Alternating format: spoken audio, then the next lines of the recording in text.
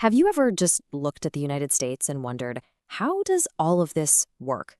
I mean, from the outside, it can seem pretty chaotic. But what if I told you there's a hidden design under it all? Well, that's what we're doing today. We're going to pull back the curtain on the blueprint that really built modern America. And it's so true. Just think about your day for a second. The road you take to work, the school your kids go to, even the store where you buy your groceries, none of that is random. Nope. It's all part of this intentional design, a kind of blueprint that shapes how we live, how we work, and how we connect with each other every single day. So, what exactly are these invisible systems? That's the big question we're diving into. We're going to peel back the layers on three key areas. You've got the foundation, the engine, and the safety net. And together, they organize pretty much everything, from our cities to our economy. First up, let's talk about the absolute fundamentals. How in the world do you organize a continent's worth of land and then govern millions of people? Well, it all starts with two really foundational ideas about space and power.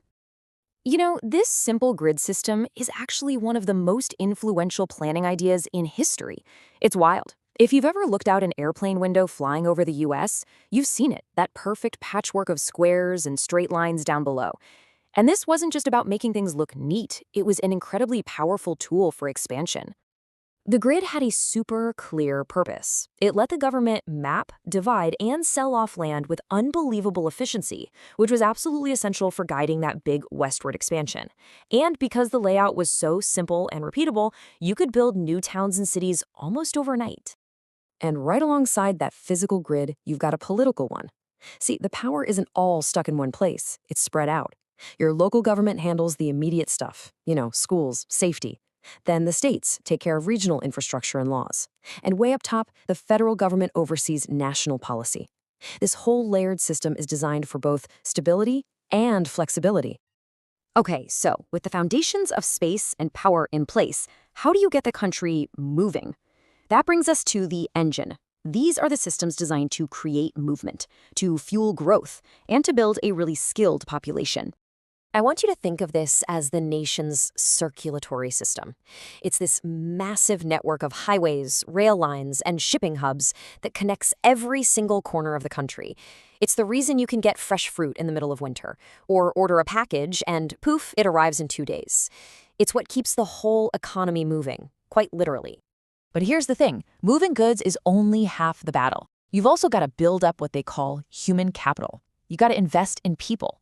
The decision to create one of the world's largest public education networks, that was revolutionary.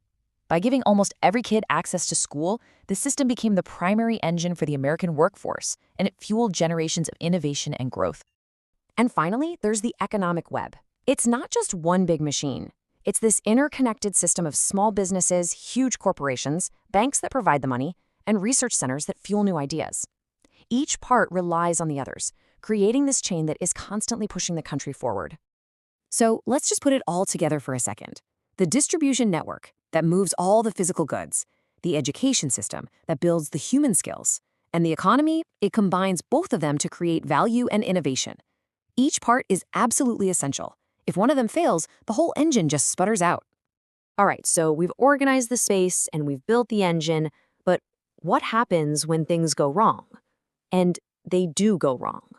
That brings us to the final part of our blueprint, the systems that are designed to protect citizens and make sure the country is resilient in a crisis. The big idea here is unity. You've got all these different pieces, from your local fire department to massive hospitals and federal agencies, but they're all designed to act as one nationwide safety net. It's a single, coordinated system of protection. I mean, it's one thing to have all the pieces in place, right? But it's a whole other challenge to make them work together seamlessly when a disaster actually strikes. The coordination that's required is just immense, and it's a process most of us, thankfully, never have to see up close. So the solution is this layered chain of response. Let's say there's a major hurricane. Local EMTs, they're the first ones on the scene.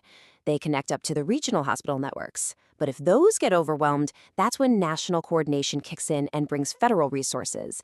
It's this cascading system designed to scale up and handle almost any crisis you can throw at it. So when you boil it all down, what's the big takeaway? It's that when we look at America, we're not just seeing a collection of 330 million people. What we're really seeing is this complex, interconnected web of systems. That's really it.